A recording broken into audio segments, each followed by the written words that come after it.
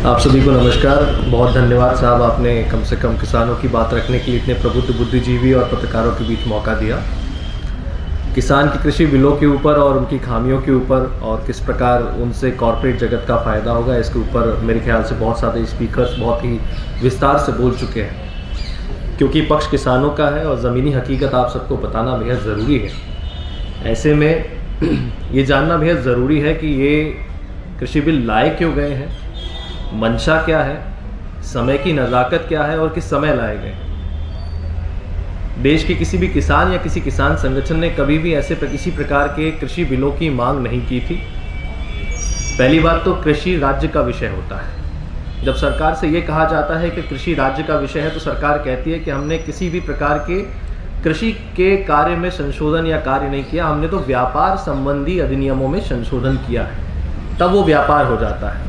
और जब खूबियाँ गिनाने की बात आती है तो सरकार कहती है कि ये तो सब किसानों के हित के हैं। तीनों कानूनों में कहीं से कहीं तक कही गई सरकार की बात में कोई तथ्य नहीं है। सरकार कहती है कि किसान आज़ाद है, कहीं भी बेच सकता है, तो हम कल भी गुलाम नहीं थे, हम कहीं भी बेच सकते थे। ये बात हम हर पटल पे कहते हैं। प्रेस क्लब में मैं पहली बार कह रहा हूँ, तो आप जान लें कि मध्य प्रदेश का अगर मैं उदाहरण दे दूँ आपको, तो गुना का जो किसान है, डबरा का, अशोकनगर का, वो अपनी धान बेचने कोटा मंडी जाता है। आज से नहीं, बरसों से जाता है, जब से पीएमसी मंडी है। मेरे गुना जिले का किसान अपनी सोयाबीन लेके पार्वती नदी पार करके राजस्थान की छबला मंडी जाता है। हमारे निमाड़ का किसान आपके दिल्ली के आज़ादपुर मंडी में मिर्ची और अरबी बेचने आता है। हम गुलाम नहीं थे। दिक्कत थी उन व्यापारियों को जो अगर वहाँ से व्यापार करके यहाँ तक लाते तो उनको बीच की मंडियों का जो टैक्स देना पड़ता था, सरकार ने उनको राहत दी है। और प्रदर्शन क्या किया जा रहा है कि साहब किसानों को राहत हो गई है। सरकार कहती है कि निजी मंडियों से बहुत फ़ायदा होगा। इस पर बहुत सारे किंतु अंतु हो सकते हैं, वाद विवाद की प्रतियोगिताएं हो सकती हैं कि नहीं साहब इससे बहुत अच्छा रिफॉर्म हो जाएगा। एक बात तो मैं ये स्पष्ट कर दूं, ये बड़ी भ्रांति है कि किसान संगठन जो होते हैं वो किसी भी प्रकार के कृषि सुधार के विरोध में होते हैं। हम किसी प्रकार के कृषि सुधार के विरोध में नहीं, हम खुद चाहते हैं कि इस देश में कृषि का सुधार हो। जो खामियां हमारे बाप दादाओं ने भोगी हैं वो हम ना भोगे। हम आज़ाद भारत की तीसरी पीढ़ी के पढ़े लिखे किसान हैं। हम कृषि सुधारों के विरोध में नहीं है, लेकिन ऐसा कोई भी सुधार जो हमारे आने वाली पीढ़ियों की नस्ल को बर्बाद कर दे, हम उसका विरोध पुरजोर करेंगे, करते आए और करते रहेंगे। इन कानूनों में सरकार जब कहती है कि निजी मंडियों में दाम ऊंचा मिलेगा, तो कानून को लागू हुए महीनों हो चुके हैं। कौन से ऐसी कृषि मंडी में एक भी उपज पे सरकार स्वयं ये बता दे कि समर्थन मूल्य से ज़्यादा की खरीदी हुई हो या समर्थन मूल्य पे ही खरीदी हुई हो, वो निजी मंडी का नाम सरकार हमको बता दे। गन्ना का किसानों का उदाहरण सबके सामने है। कॉन्ट्रैक्ट फार्मिंग की सरकार बड़ी बात करती है, क्या पेप्सिको से, नेस्ले से, मैगी से अनुबंध खेती चलती नहीं आई है? लेकिन आपने उसको एग्जामा दे दिया, कानून बना दिया। क्यों? ताकि किसान जो है वो कोर्ट ना जा सके। मौलिक अधिकार आपने किसान का छीन लिया और उम्मीद दिलाती है सरकार हमको इस भ्रष्ट सिस्टम में कि आप एसडीएम से न्याय की उम्मीद कर लीजिए। वो एसडीएम जिसके नाक के नीचे 20 रुपये में मिलने वाली खसरा खतौनी की रिपोर्ट हमको 150 रुपये में मिलती है, वो सामने बैठा रहता है और बाबू नीचे 150 रुपये लेता है, एक कोनी के नीचे पैसा रख लेता है। इस भ्रष्ट सिस्टम में सरकार हमसे उम्मीद करती है कि हम उस एसडीएम पे भरोसा करें, उस कलेक्टर पे भरोसा करें, जिसको जब किसान अपना ज्ञापन देने जाता है 200 की भीड़ में, वो एडीएम से पूछता है कि बाहर कितने लोग हैं। जब वो कहता है 50 किसान आए तो तुम ही ले लो, डंडे मार के भगा दो, ज़्यादा दिक्कत है तो 151 में बंद करा दो, वो हमको न्याय दिलाएंगे। फिर सरकार कहती है कि अगर 2 महीनों में भी निराकरण ना हो तो आप दिल्ली आइए, ज्वाइंट सेक्रेटरी लेवल के अधिकारी से मिलिए। क्या मध्य प्रदेश का छोड़िए, बिहार का, राजस्थान का, कहीं का भी एक आम दूर दराज का किसान 2.5 लाख का पेमेंट देने के लिए दिल्ली आके यहाँ चप्पलें घिसेगा? ये कैसी अव्यावहारिक बातें सरकार हमसे करती है। और इन अव्यावहारिक बातों में सरकार ये कहती है कि आप मान लीजिए कि आपके हित की बात है, तो हम कैसे मान लें? हम इसलिए लड़ रहे हैं कि सरकार ने 1953 का काला बाजारी का जो एक्ट था उसमें संशोधन कर दिया। और आपको जान के हैरानी नहीं होनी चाहिए, कानून तो आज आए हैं, पिछले 3 साल से मध्य प्रदेश के हरदा, होशंगाबाद और टिमरनी जैसे जिलों में अडानी जी के साइलो बन के तैयार हो चुके हैं। 3 साल पहले से तैयारी है, उनको मालूम है कि ऐसा कुछ होने वाला है। ज़मीनें खरीदी गई, साइलो बनाए गए, किस लिए? क्या रंगमंच लगा के वहाँ किसानों के रंगारंग कार्यक्रम होंगे? जब ये सवाल हम सरकार से करते हैं तो सरकार कहती है कि आप तो अड़े हुए हो। और बार बार इन सारे कानूनों की खामियां सरकार को गिना दी जा चुकी हैं। पहली ही बैठक में सरकार ने अगली बार कह दिया कि ठीक है 15 संशोधन है, हम तैयार हैं, संशोधन पे बात की जाए, वापस लेने की बात नहीं हुई। जब बता दिया कि साहब आपके टायर में 15 पंचर है, अगर हमारे एक नए टायर को हमने मार्केट में खरीदा और उसमें 15 पंचर हो जाते तो कंपनी के मुंह पे फेंक के ये कहता है कि साहब नया टायर दे दो, तो हम भी तो वो कह रहे हैं कि आप अपने पंचर टायर को वापस ले लीजिए, बैठ के कृषि सुधार के लिए मसौदा तैयार करते हैं और समर्थन मूल्य पे खरीदी की गारंटी का कानून बना दीजिए। वो समर्थन मूल्य की खरीदी की गारंटी का कानून जिससे भारतवर्ष के 85% किसान प्रभावित होते हैं। आप किसानों की बात करते हैं तो आप कहते हैं साहब 100 एकड़ का किसान, 50 एकड़ का किसान, वो कहाँ गए 5 एकड़ से कम का किसान? सरकार दलील देती है कि यार फूड प्रोसेसिंग इंडस्ट्री आ जाएगी। मैं आपसे पूछता हूँ, दिल्ली जैसे शहर में जब कोई बड़ा बिल्डर किसी के फ्लैट पे कब्जा कर लेता है तो उससे पसीने छूट जाते हैं छुड़ाने में। आप ये हमसे कहते हैं कि कॉन्ट्रैक्ट फार्मिंग में जब 5 साल के लिए अनुबंध खेती होगी और फूड प्रोसेसिंग के लिए उसको इंडस्ट्री लगाने का पैसा दिया जाएगा, तो 5 एकड़ में अगर 1.5 करोड़ का सेटअप लग गया और 5 साल बाद खाली करने में वो फ्री में 1.5 करोड़ का छोड़ के चला जाएगा। और किसकी ज़मीन पे लोन लेगा? उस किसान की ज़मीन पे लोन लेगा जिसके नाम पे वो ज़मीन है। अगर उसने नहीं चुकाया तो ज़मीन किसकी जाएगी? क्या इन सवालों का जवाब सरकार से मांगना खालिस्तानी और पाकिस्तानी कहलाने लायक है? हम सरकार से हमारी बुनियादी लड़ाई लड़ रहे हैं। हम पढ़े लिखे किसान ये जानते हैं कि हम अपने आने वाली पीढ़ी की लड़ाई लड़ रहे हैं। ये कॉर्पोरेट नुमा गाजर घास हमारे आने वाली पीढ़ी जो है फसल रूपी नस्ल को बर्बाद कर देगी। हम इस बात की लड़ाई लड़ रहे हैं। मैं आपको ये बताना चाहता हूँ कि सरकार के साथ वार्ता करके हम नहीं अड़े थे। हम तो रामलीला मैदान के लिए लिखित परमिशन अखिल भारतीय किसान संघर्ष समन्वय समिति, राष्ट्रीय किसान महासंघ और बाकी संगठनों से मिलाकर जो संयुक्त मोर्चा बना था, उसने लिखित में यहाँ पे परमिशन मांगी थी। सरकार ने हमसे मना किया, दिल्ली कमिश्नर ने हमसे मना किया, और जितने भी किसान अन्य राज्यों से मुझे स्वयं बॉर्डरों पे अरेस्ट किया गया, रोका गया कि साहब वहाँ परमिशन नहीं है। फिर आप हमको एक ग्राउंड दे देते हो, बोलते इसमें आ जाओ, रुक जाओ, ताकि आज़ाद तरफ से चलता रहे, और दूसरा शाहीन बाग बना देंगे कि भैया बैठे रहेंगे, खाते रहेंगे और फिर उसको बदनाम करते रहेंगे। ये बॉर्डर पे रुकने की हमारी ताकत है। मैं मानता हूँ कि दिल्ली की जनता को तकलीफ होती होगी, हम भी इंसान हैं, हमारे भी बाल बच्चे होते हैं, हमें भी लगता है कि लोगों को तकलीफ होती है, लेकिन क्या करें साहब, सरकारी संपत्ति का नाश किसने किया? इस देश की जनता की प्रॉपर्टी का जो टैक्स आता है, जो गाड़ी कमाई का पैसा, उसका नाश सरकार ने किया। रोडें सरकार ने खोदी, पिलर सरकार ने गिराए, पेड़ सरकार ने काट काट के गाड़े। क्या वो जनता का पैसा नहीं था? और आरोप लगाते किसान उद्यम मचा रहा है। हम शांति प्रिय तरीके से, जैसा आशुतोष जी ने कहा, गांधीवादी तरीके से अपना आंदोलन कर रहे हैं। हमारी मांगे बुनियादी हैं। हम कह रहे हैं कि कृषि बिलों में खामी है, आप इनको वापस ले लीजिए। वापस लेने के बाद बैठ के नए रिफॉर्म्स के लिए बात करते हैं ना। हम बरसों से ये मांग करते आए हैं कि समर्थन मूल्य का खरीदी का गारंटी का कानून बने, स्वामीनाथन आयोग की सिफारिश C2+50 लागू हो, फल, साग, सब्जी, दूध इत्यादि जिनका समर्थन मूल्य तय नहीं है, 27-24 चीज़ों के ऊपर आप समर्थन मूल्य देते हो, इसके बाद समर्थन मूल्य तय नहीं किया, उन पर समर्थन मूल्य तय नहीं होना चाहिए? इस पर बात नहीं होनी चाहिए क्या? एक किसान जो है, एक दारू की बोतल पे MSP और MRP दोनों लिखा रहता है ना, कभी वो बोतल MSP से नीचे बिकती है और MRP से ज़्यादा ही बिकती इस देश में। लेकिन सरकार के लिए लाभदायक धंधा, तो सरकार उसके लिए तो कभी नहीं कहती कि नहीं साहब इसका MSP MRP नहीं होना चाहिए। लेकिन हाँ, किसान के अगर 1935 रुपये का कोई समर्थन मूल्य है तो वो 1400 में बिक जाए, कोई दिक्कत नहीं है। और ये बात भी यहाँ समझने की ज़रूरत है कि हम लड़ाई लड़ रहे हैं आम उपभोक्ता को बचाने की। वो जो खाई आपके हमारे बीच में, हम उसके लिए लड़ाई लड़ रहे हैं। एक सड़ा सा चिली फ्लेक्स आता है 67 रुपये का, मुश्किल से 35 ग्राम का, उसकी कीमत हो जाती है 2000 रुपये किलो की, 20,000 रुपये कुंटल। इसका आधा भी हमें नहीं मिलता साहब। अगर इसका आधा भी हमें मिले तो हम खुश रहें। या तो आपको जो मिल रहा है उसका हिस्सा हमें मिलना चाहिए, और अगर आपको जो मिल रहा है वो हमको नहीं मिल रहा है तो जो हमसे खरीदा जा रहा है उसमें 2-5 रुपये जोड़ के आपसे लेना चाहिए। आखिर शहर में रहता कौन है? शहर में वही हमारा पढ़ा लिखा भाई आता है जो नौकरी करने के लिए घर से बाहर निकला, बीवी बच्चों के साथ यह रह रहा है। तो गाँव में हम भी लुटते हैं और शहर में हमारा वो बच्चा भी लुटता है। ये कौन सा न्याय है? मतलब आम उपभोक्ता को आप महंगा दोगे, किसान से आप सस्ता खरीदोगे, और बीच में मजे कौन मार रहा है? आड़तिये मार रहे हैं। उन आड़तियों को हटाने की जब बात आती है तो सरकार कहती है कि हमने कानून ला दिए। तो कानून ला के आपने आड़ती हटाए कहाँ है? अडानी और अंबानी जैसे कॉर्पोरेट हाउसेस जो ऑलरेडी एग्जिस्टिंग इस बिजनेस में है, और बाद में एक अंबानी जी का मैंने बीच में पढ़ा था, उन्होंने कह दिया कि साहब हम तो इस प्रकार के किसी बिजनेस में आने नहीं वाले हैं। जब आप आने नहीं वाले हो तो मध्य प्रदेश किसान में अपने नंबर में आपको दिखा सकता हूँ, हर 3 दिन में एक फ़ोन आता है, नमस्कार किसान साथियों, आपका रिलायंस फाउंडेशन में स्वागत है। और फिर वो आधे घंटे तक कृषि से संबंधित जो भी जानकारी, क्षेत्रीय जानकारी, गौर करिएगा, क्षेत्रीय जानकारी, यानी मैं गुना जिले का किसान हूँ तो मेरे रकबे के हिसाब से मैं कौन सी फसल बो रहा हूँ उसकी जानकारी वो मुझे क्यों दे रहा है? क्या पड़ा है रिलायंस फाउंडेशन को मुझे जानकारी देने की? और उनको ये डेटा उपलब्ध किसने कराया? मेरी ज़मीन का डेटा रिलायंस फाउंडेशन के पास आया कैसे, जबकि ये डेटा केवल और केवल सरकार के पास होता है? अब ये पूछो तो सरकार कहती नहीं, ऐसा कुछ नहीं होने वाला है। आप अडानी और अंबानी के थ्रू FPOs बनवा रहे हैं। FPOs कौन बनाएगा? जब वेयरहाउस कॉर्पोरेशन इस देश में आया था तो वेयरहाउस का नाम दिया गया तो किसान वेयरहाउस बनाएगा। लेकिन आज नेताओं के इर्द गिर्द घूमने वाले बड़े बड़े लोगों के वेयरहाउस है, किसान का वेयरहाउस नहीं है। आज सरकार बार बार कह रही फूड प्रोसेसिंग इंडस्ट्री लगेगी, फूड प्रोसेसिंग इंडस्ट्री लगेगी, तो लगाइए ना, मना कौन कर रहा है? लेकिन 5 एकड़ का किसान फूड प्रोसेसिंग इंडस्ट्री नहीं लगा पाएगा साहब। वो वही बड़ा आदमी लगाएगा जो नेताओं के इर्द गिर्द घूमेगा, उसको लोन मिलेगा, क्योंकि लोन लेना हमारे लिए बड़ा कठिन कार्य है। लेकिन उसी ज़मीन पे आप व्यापारी को लोन देने को तैयार हो। या 5,000 का बिजली का बिल हम जमा नहीं करते हैं तो मोटर पाइप सब खींच के ले जाते हैं बिजली विभाग वाले, हमारे बेइज्जती होती है वो अलग, और चस्पा कर देते हैं नाम हमारा बोर्ड पे, और यह लोग करोड़ों खा के भाग जाते हैं, आप उनका कुछ नहीं कर पाते। लेकिन ये बात जब आज किसान इस बॉर्डर पर बैठ के कह रहा है तो सरकार को बड़ी तकलीफ है, हमें बदनाम करने का प्रयास हो रहा है, हमारी फंडिंग पे सवाल किया जा रहा है।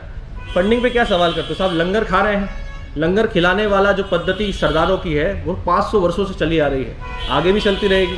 आप जाके देखिए ना, और कौन खिला रहा है लंगर? आप हर चीज़ पे प्रश्न कर रहे हैं कि कैसे इस चीज़ को बदनाम किया जाए, लेकिन हम वो किसान ये जो सोच के आए हैं, और हम पहले दिन से कह रहे हैं कि हम सरकार से सुनने नहीं आए, किसी को बुरा लगे या अच्छा लगे, हम सरकार से सुनने नहीं आए, हम अपनी पीड़ा सुनाने आए, और हम अपनी पीड़ा उस सरकार को सुनाने आए जिसको स्पष्ट बहुमत देके लोकतंत्र में हमने चुना है। हमने किसी और को नहीं, मोदी जी को चुना है, स्पष्ट बहुमत की सरकार, इसलिए उम्मीद के साथ आए, और उम्मीद के साथ बैठे। हर बार वार्ता में जाते हैं कि सरकार अब हमसे कहेगी कि नहीं जी हम कानून वापस ले रहे हैं, एमएसपी गारंटी कानून पर बात कर रहे हैं। और जहाँ तक प्रश्न सुप्रीम कोर्ट का है, सुप्रीम कोर्ट में एक भी बार 1 सेकंड के लिए भी एमएसपी गारंटी कानून पे कोई चर्चा नहीं हुई। सारी बातें कि ऐसा है वैसा है चलता रहा, आरोप हम पे कर रहे। हम तो सुप्रीम कोर्ट जाना ही नहीं चाहते थे, ना हम गए, सरकार स्वयं सुप्रीम कोर्ट चली गई। सर्वोच्च न्यायालय का हम बहुत सम्मान करते हैं, और सम्मान के साथ ये बात मैं कहना चाहता हूँ कि हम उनकी अवहेलना नहीं कर रहे हैं, लेकिन जब हम सुप्रीम कोर्ट गए नहीं तो हम पे कायदे कानून लागू करने वाले सुप्रीम कोर्ट होते कौन? और अगर आप कर रहे हैं साहब, हम आपका सम्मान करते हैं, तो कमेटी में कम से कम ऐसे लोग रखते ना आप। अगर आपने कमेटी बना भी दी थी तो निष्पक्ष लोग रखते, जो पहले से ही कानूनों के समर्थन में थे, उन लोगों को आपने कमेटी में 4 मेंबर बना दिए। अब उनसे हम क्या न्याय की उम्मीद करेंगे? आपने स्वयं अपनी अस्मिता को खतरे में डाला है जनता के सामने, हमने नहीं डाला है। हम आज भी कह रहे हैं हम सर्वोच्च न्यायालय का सम्मान करते हैं, लेकिन हम सुप्रीम कोर्ट नहीं गए थे। आपने खुद कानून पास करने के बोल दिया कि साहब ये 4 समिति बनेगी। अब वो समिति वालों का यह हाल है, उसमें से एक आदमी समिति छोड़ के चला गया, क्योंकि उनको मालूम है कल से हमें उन्हीं किसानों के बीच में जाना है जो हमारे भाई बंद हैं। और अब समिति वालों को यह हाल है कि वो सभी किसान नेताओं को, किसान संगठनों को, मेरे पास खुद सुबह आज फोन आया कि साहब हम समिति के एक सेक्रेटरीट से बोल रहे हैं, उन्होंने कोई सेक्रेटरीट बना लिया है, आप इन्विटेशन भेज दिया है कि आप ऑनलाइन या वर्चुअली आके अपनी बात कहें कि आपको कमेटी से क्या दिक्कत है। मैं उनको समझा रहा हूँ कि साहब हमारा स्टैंड वही स्टैंड है जो पूरे देश के किसानों का, लेकिन फिर भी अलग अलग तरीके से अब आप फूट डालने का काम कर रहे हैं कि एक को बुला लेंगे, दूसरे को बुला देंगे, 4 समिति के सामने बिठा देंगे कि भाई आपका सम्मान बढ़ गया, आप डायरेक्टली मंत्री जी के सामने बैठ गए। तो ये षड्यंत्र नहीं तो और क्या है? एक तरफ आप कहते हो खालिस्तानी है, दूसरी तरफ आप हमारे साथ बैठ के हमारे साथ लंगर खाते हो, हमको चाय ऑफर करते हो, हमको खाना ऑफर करते हो, फिर बाहर आप कहते हो कि नहीं नहीं जी नहीं, ये तो AK-47 लेके बैठे, ऐसा ही कह रहे हैं। आज का एक बीजेपी की सांसद है शायद कहा कि राजस्थान की, उनका स्टेटमेंट है। तो सरकार चाहे लाख प्रयास कर ले, हमारी यूनिटी टूटने वाली नहीं है। हम आपसे अभी भी कह रहे हैं, आज समय है कि इस किसान आंदोलन को जनता समर्थन करे और इसको जन आंदोलन बनाए, क्योंकि आपको ये समझना पड़ेगा कि अगर भंडारण की व्यवस्था एक ही व्यक्ति के हाथ में आ जाती है और बहुतायत में भंडारण की चीज़ें अगर 2-4 कॉर्पोरेट हाउसेस के हाथ में आ जाती, तो जो दाल आप 100 रुपये ले रहे हैं वो 200 रुपये किलो हो जाएगी। कोरोना काल में जब चीज़ें नहीं मिल रही थी तो जिस दाम पे मिला उस दाम पे लोगों ने खरीदा है, और जब फूड मार्केट में आर्टिफिशियल स्कैर्सिटी जनरेट की जाएगी और कहा जाएगा कि दाल नहीं है, चावल नहीं है, गेहूँ नहीं है, तो आप क्या करोगे? और आज PDS के लिए सरकार खरीदती है, और ये बात जो प्रोफेसर कह रही थी IIT वाली अपने वीडियो में, वो बात गलत नहीं है कि भंडारण था इसलिए दुगना गेहूँ चावल राशन में दे दिया गया, लेकिन जब कॉर्पोरेट हाउसेस खरीदेंगे तो फिर राशन का भंडारण करेगा कौन? और सरकार ये लाख दलील दे लेके खरीदी चालू रहेगी, MSP की गारंटी लिखित में दे देंगे, लेकिन हमको तो गारंटी का कानून चाहिए, क्योंकि हम भी नहीं रहेंगे, मोदी जी भी नहीं रहेंगे, हम में से बैठे हुए बहुत से लोग चले जाएंगे, कोई अमर नहीं है। लेकिन आज से 3 पीढ़ी बाद वो संरक्षण जो हमारी जनरेशंस को चाहिए वो MSP गारंटी कानून होगा। अगर इस देश में ये बात आज उठती है कि प्रति व्यक्ति आय सुनिश्चित होनी चाहिए लोगों की, कि साहब इससे ज़्यादा कम तनख्वाह नहीं होगी, तो इस बात की मांग क्यों नहीं उठा सकता किसान कि भाई हमारे परिवार की भी तो प्रति व्यक्ति आय होनी चाहिए। आज हमारी प्रति व्यक्ति आय कितनी है? 50 रुपया, 60 रुपया, 30 रुपया, अलग अलग राज्यों की आप कैलकुलेट कर लीजिए महीने के हिसाब से, ये प्रति व्यक्ति आय पे हम काम करेंगे। लेकिन नहीं साहब, किसान मांगे तो तकलीफ है, और आपके माध्यम से हाथ जोड़ के निवेदन है, क्योंकि आप सब बुद्धिजीवी और मीडिया के साथी हैं, किसान का प्रोजेक्शन सही कराइए साहब। 3 पीढ़ी हो चुकी है किसानों की आज़ाद भारत में, आप हमसे ये उम्मीद क्यों करते हैं कि आज भी किसान फटा पजामा पहन के, फटा कुर्ता पहन के, मैला गमछा पहन के आपके सामने खड़ा होगा? हमने तो कभी नहीं कहा कि खादी का एक बैग टांगे हुए कोई पत्रकार हमें आज मिलना चाहिए, हमने तो कभी नहीं कहा कि खादी का कुर्ता पजामा और चप्पल पहने हुए हमको एक नेता मिलना चाहिए। जब हमने हमारे मानचित्र में आप लोगों को अच्छी तरीके से परिदृश्य आधे वाले 70 साल में कर लिया है, तो आप हमारी 80 क्यों नहीं देख सकते? क्यों आप हमसे सवाल करते हैं कि आपने 20,000 का मोबाइल 30,000 का क्यों नहीं ले सकता है? 5 एकड़ यानी 25 लाख का मालिक जो अपनी खेती करता है, वो किसान 25,000 का फ़ोन नहीं ले सकता, लेकिन 27,000 कमाने वाला 52,000 का मोबाइल अपने बच्चों को दिलाए तो किसी को कोई तकलीफ नहीं। नौकरी पेशा लोग जिनका जीवन पूरा लोन पे चलता है, वो बड़ी बड़ी गाड़ी में घूमे, किसी को कोई तकलीफ नहीं। लेकिन किसान जो अपनी मेहनत से कमा के, उसके पास एक एक रुपए का हिसाब है, अपनी गाड़ी खरीद के लाता, ट्रैक्टर लाता, तो आज हमारे ट्रैक्टरों पे सवाल उठाया जा रहा है कि 7.5 लाख का ट्रैक्टर हमारे पास कहाँ से आ गया। ये कैसी दुनिया में रहना, क्या हम इंसान नहीं है? क्या हमें मौलिक अधिकार नहीं है अच्छे कपड़े पहनने का, अच्छा खाना खाने का, अच्छे बच्चे स्कूलों में हमारे बच्चों को पढ़ाने का? और एक बात और कि इस देश में निजीकरण से किसी प्रकार का फायदा आम गरीब जनता को नहीं हुआ। अस्पतालों के निजीकरण से मैं मानता हूँ स्वास्थ्य सुविधाएं सुधरी हैं, लेकिन उसका लाभ कोई गरीब व्यक्ति नहीं लेता है। उसका लाभ बड़े लोग लेते हैं जिनकी पर कैपिटा इनकम अच्छी है। स्कूलों के निजीकरण से लाभ स्कूल की मोटी फीस देने वाले बड़े आदमी लेते हैं। सरकारी स्कूल में आज भी गरीब का बच्चा पढ़ता है, किसी अधिकारी का नहीं पढ़ता है। सरकारी अस्पताल में इलाज कराने वही गरीब किसान आम आदमी जाता है गाँव का। और इसीलिए इस खेती के निजीकरण के खिलाफ हम लोग विरोध कर रहे हैं। मेरा हाथ जोड़ के आप सबसे निवेदन है, जहाँ जहाँ तक आप इन बातों को पहुँचा सकते पहुँचाइए। आज दिल्ली की जनता की हमको समर्थन की ज़रूरत है। हम मानते हैं कि आप हमारे इस कृत्य से आपको थोड़ी तकलीफ हो रही है, लेकिन अगर आप कोरोना काल में थोड़ी तकलीफ झेल सकते हैं तो इस देश के अन्नदाता की क्यों नहीं। और आपके पूर्वज अगर 3 पीढ़ी पहले आप देखेंगे तो वो भी किसान ही होंगे साहब। इस देश में तभी इसको भारत कृषि प्रधान देश कहा जाता है, क्योंकि 3 पीढ़ी पहले आप और हम सब किसान थे। अगर आप अपने पूर्वजों के लिए इतना नहीं कर सकते तो क्या करेंगे साहब? हम आपसे हाथ जोड़ के समर्थन मांग रहे हैं, क्योंकि आज आपके समर्थन की हमको ज़रूरत है। क्योंकि सरकार जनता बनाम किसान करने की फिराक में है। वो चाहती है कि दिल्ली की जनता स्वयं ये कहे कि हम इन किसानों से परेशान हो चुके हैं, साहब हटा दीजिए। 2-4 लोगों को ले जाके सुप्रीम कोर्ट में प्ली लगा देगी कि साहब इससे माहौल बिगड़ रहा है। और 26 जनवरी की परेड का भी मैं स्पष्ट कर दूं, हमने ये नहीं कहा था कि हम राजपथ पे जाके कोई परेड करेंगे। हमने जो कहा था उस पर हम कायम हैं। आउटर रिंग रोड की बात अभी तक हुई है, हम हमारी परेड करना चाहते हैं। जवानों की परेड को व्यवधान डालना नहीं चाहते। जवानों की परेड जैसी होती होगी, किसान अपनी परेड बाहर करेगा। अगर हम हमारे ट्रैक्टर ट्रॉली में भारत का झंडा लगा के आउटर रिंग रोड पे घूमते, इससे किसी को दिक्कत क्या है?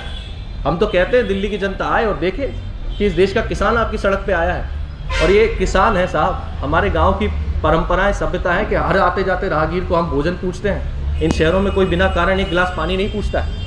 ये सभ्यता परंपरा दिखाने के लिए आज किसान आपकी बॉर्डर पे बैठा है और किसान अपनी वाजिब मांगों के लिए बैठा है। हम किसी भी प्रकार से व्यवधान डाल लें या सरकार को अपनी आंखें दिखा के अड़ियल रवैया दिखाने नहीं आए। बहुत स्पष्ट है, इतने अमेंडमेंट्स के बाद उस कानूनों को कोई मोल नहीं ले जाएगा। मैं एक छोटी सी बात कह के बात खत्म कर लूँगा। अगर एसेंशियल कमोडिटी एक्ट में जो सरकार ने संशोधन किया है, हम कहें कि साहब इसमें आप संशोधन कर दो कि दलहन तिलहन अनाज और आलू एसेंशियल कमोडिटीज़ रहेंगे और भंडारण की जो लिमिट आपने खत्म की है वो लिमिट को आप एक्सपेल कर दो। इसके बाद उस कानून में बचता क्या है? जब कुछ बचता ही नहीं तो ऐसे कानून को रखना क्यों चाह रहे हो आप? वही तो हम कह रहे हैं कि आप इनको वापस ले लीजिए और नए कानून बनाते हैं बैठ के। तो सारा मसला केवल इस अहंकार का है कि हमारे पास स्पष्ट बहुमत की सरकार है। आप ज़्यादा करोगे तो आप जेल में डाल दिए जाओगे। और इसका उदाहरण मैं अपना दे देता हूँ। यहाँ से जाने के बाद भोपाल में आंदोलन करो तो जहाँ जहाँ इनकी सरकारें हैं, ये रात को आपको घर से उठा लेते हैं। इसके बाद भी अगर आप चुपचाप ट्रैक्टर लेके, क्योंकि सरकारें ट्रैक्टर से बहुत डरती हैं, आप गाड़ी ले जाओगे तो आपकी गाड़ी तोड़ ताड़ देंगे, लेकिन ट्रैक्टर का कुछ बिगड़ता नहीं है। तो आप किसी भी तरीके से इंटेलिजेंस को फेल करके ट्रैक्टर लेके घुस गए तो ये आपको वहीं धरना स्थल से रातों रात उठाएंगे। 151 में वही एसडीएम जिसकी आप बात कर रहे हैं कि हमको न्याय देगा, वो आपको जेल में डाल देगा। और एसडीएम को पावर रहता है कि 6 महीने तक जेल में डाल दे, और सरकार का आदमी होता है। उसके बाद आप कोर्ट में जाके उसको चैलेंज कर सकते हैं। धाराएं लगती हैं, आप जेल में रहिए, आंदोलन मत करिए और फिर जनता के सामने कह दीजिए कि साहब वो तो पंजाब हरियाणा और 2-1 राज्य के किसान हैं, बाकी राज्यों में कुछ नहीं हो रहा है। तो सरकार के आपके माध्यम से कह रहे हैं आप बैरिकेटिंग हटा दीजिए अपने राज्यों में जहाँ जहाँ आपकी सरकार है। फिर आप देखिए कितने किसान आपकी राजधानी में आते हैं। आप दमनकारी नीति अपना रहे हैं, आप हमें बदनाम करने का प्रयास कर रहे हैं। इसके बाद भी हम शांति से गांधी जी के आदर्शों पर चल के गांधीवादी तरीके से यहाँ बैठे हैं। तो मेरा आपके माध्यम से भी सरकार से निवेदन है कि हमारी मांगे मानी जाए। तो हम वाजिब लड़ाई लड़ रहे हैं और सरकार में जो नेता हैं उसमें से 70% नेताओं के एफिडेविट में बड़े बड़े अक्षर में लिखा है कि वो समाज सेवी और किसान। तो जो किसान अपने आप को कहते हैं सो कॉल्ड लोकसभा में बैठे हैं, कम से कम अपने उस एफिडेविट की आड़ में ही किसान बनने का प्रयास करें। अपने बाप दादाओं को याद करते हुए उन किसानों को, ठंड में बैठे हुए बूढ़े बच्चे और औरतों को देखें और इन कानूनों को वापस लें। किसान बड़ा ही सोच के आया है कि कानून वापस नहीं होंगे तो किसान यहाँ से नहीं जाएगा, क्योंकि हमारी लड़ाई इसी बात की थी। हम कानून वापस कराने ही आए थे, हम उसमें कोई बात करने नहीं आए थे। तो जिस मांग को लेकर आंदोलन चालू हुआ हो, बिना उस मांग को माने हम घर कैसे चले जाएं? सवाल ये भी पैदा होता है। हम हमारी मांगों को मनाने आए हैं, मांगों को मना के जाएंगे, लेकिन हमारी मंशा कदापि किसी भी प्रकार की दिल्ली वासी को परेशान करने की नहीं है। एम्बुलेंसों का रास्ता पूरा खुला हुआ है। हमने हमारे टेंट जो लगे हैं या जो भी तंबू लगे हैं उनके बीच से पूरा रास्ता खोला हुआ है। एम्बुलेंस फटाफट निकल जाती है। तो मेरा आपसे हाथ जोड़ के निवेदन है, जो भी भ्रांति हो